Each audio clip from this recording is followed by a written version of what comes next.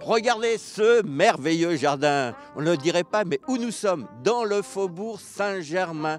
C'est ici, vous voyez derrière moi, l'hôtel de Gallifet. Il a été construit à la fin du XVIIIe siècle et a abrité pendant le Directoire Talleyrand. C'est ici qu'il organisa une rencontre entre Napoléon et Madame de Staël. Alors aujourd'hui, c'est l'Institut culturel italien et sa directrice va nous le faire visiter.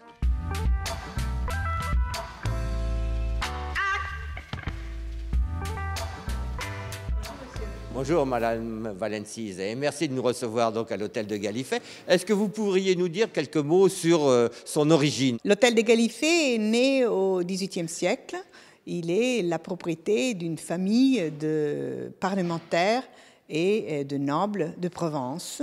Les Gallifet, le marquis de Gallifet, qui décide donc de se régaler de cet immense édifice dans le cœur du faubourg Saint-Germain. C'est Charles de la Croix, le père du peintre Eugène, le premier qui va s'installer en tant que ministre des Relations extérieures en 1794 et qui donc s'occupe de l'aménagement de l'hôtel de Gallifet. Talleyrand s'installe donc ici. Il s'installe ici comme successeur de Charles de la Croix en juillet 1797 et il y reste pendant 10 ans, jusqu'en août 1807. Et il occupe pendant 6 ans une petite pièce qui fait partie aujourd'hui de l'hôtel des Gallifet et de l'Institut culturel italien puisqu'il est devenu le bureau du directeur. Eh bien, je vais vous le montrer. On y va. Que reste-t-il de l'époque de Talleyrand?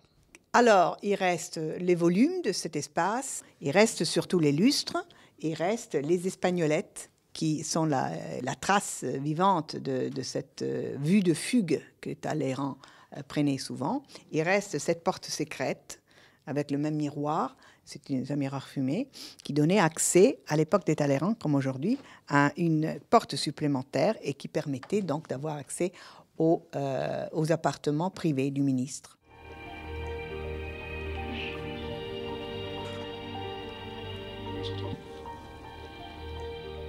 Nous entrons dans le bureau de l'ambassadeur, qui jadis, à l'époque des Talleyrand, était un grand salon. Et les bas-reliefs du salon de l'hôtel des Gallifet, ils représentent des scènes de la vie d'Alexandre le Grand.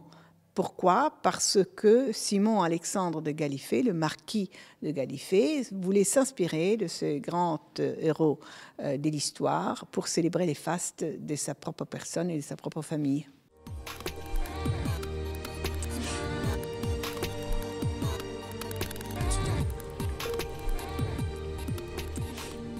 C'est donc en décembre 1797 que Talleyrand rencontre pour la première fois Bonaparte dans cette salle.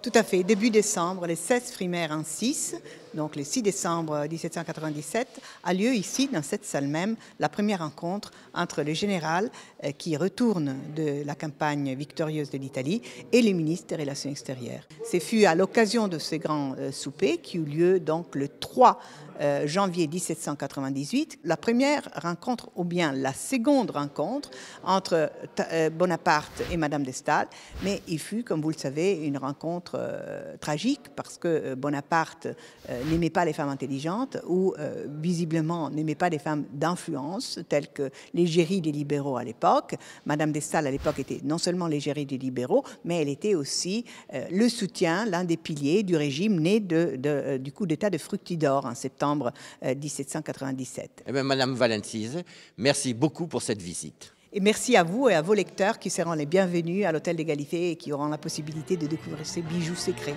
du faubourg Saint-Germain.